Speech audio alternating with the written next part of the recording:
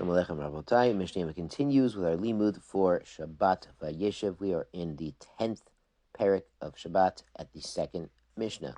Hamotzi Ochlin. Someone takes out food from his house, from his front door, Antonan al ha'iskupa, and then he puts them down on the threshold or the front step or a small front porch. So what's going on here is he didn't go all the way into Rishus Harabim.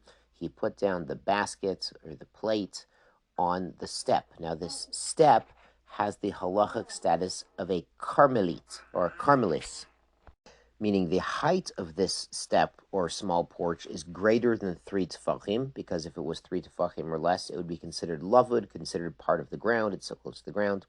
But it's less than 10 tefachim, because if it were 10 tefachim tall, it would be its own rishus. So it's not tall enough, but it's not too close to the ground. And the surface area on top is at least 4 tefachim square. We're going to discuss Carmelit and the Rishuyot of Shabbat more in chapter 11. So what he did is he put the basket down on his front step, the step right outside his front door. He didn't make it all the way to Rishus Harabim.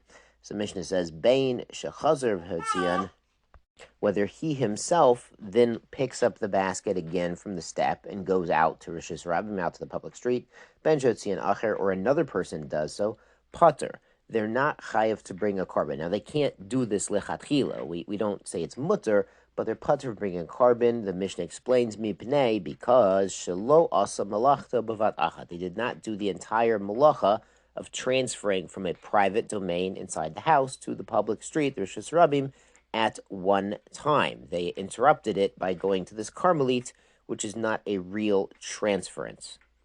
Mishnah Beis continues, kupa, if he has a basket full of produce, shimalea peirut, okay, untana al iskupa chitzona, and he puts it down on the outer step. Now, when we say iskupa chitzona, we mean one that's the closest to the street. So it's sort of like if you have like 3 or 4 steps leading up to your front door, we're talking about the bottom step. And this bottom step, the last bottom step, is less than 3 tefachim to the ground. So it's lavud. It's considered part of the ground, part of the street, the Rishus Harabim. So, but everything's in a basket, and it's still on the step. It's kind of partially in, partially out. And the Mishnah states here that afal pi, even though sharov v'perot mibachutz, most of the fruits are outside. They're already sort of over the line between the doorway and this step, or the porch and the step. Pater achiyotzi et kol hakupa. He's pater until he takes out all of the baskets. The Barter explains we're talking about cucumbers, like long cucumbers or gourds or pumpkins. They run the length of the basket, and they're perpendicular to the doorway. So when he sticks it on the bottom step, none of the cucumbers are all the way into Rishus Harabim. Of course, if he turned it sideways so they were parallel to the doorway, then some of them would be already in Rishus Harabim, out of the door frame, out of the airspace of the house. But at this point, the Mishnah is describing, nothing has entirely been transferred to the next Rishus.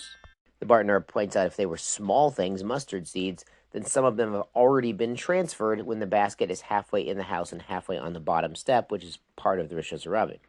Mishnah Gimel, Hamotzi, somebody taking something out from his house or a building to the street, Bein bimino, whether the item is in his right hand, Bein bismolo, or his left hand, Betoch cheko, or it's on his chest, like under his armpit, al k'taifo, on his shoulder, chayev, he's chayev a carbon chatas if he does this by mistake. Sheken masa b'nei kehat. This is how the b'nei kehat, those Leviim who carried items that were part of the Mishkan, would normally carry items. The Mishnah contrasts this to the next cases. Kil acher yado, on the back of his hand, he's balancing something on the back of his hand, not on his palm. Beraglo, or on top of his foot. Befiv, holding it in his mouth. Uv marpiko, or in his elbow.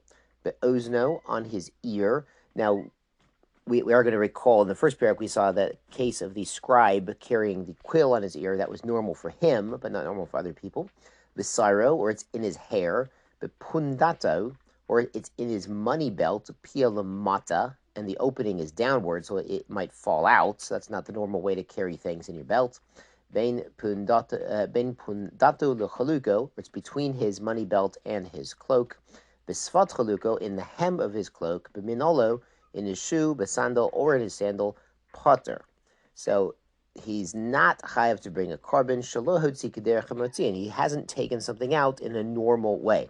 Now again, this is potter of al-asr. We say you can't do this on Shabbos, but if he did it by mistake, he's not eligible to bring a carbon chatas because he hasn't done a normal, biblically recognized act of carrying out. Yeshar kochachem rabosai, Shabbat shalom, good Shabbos.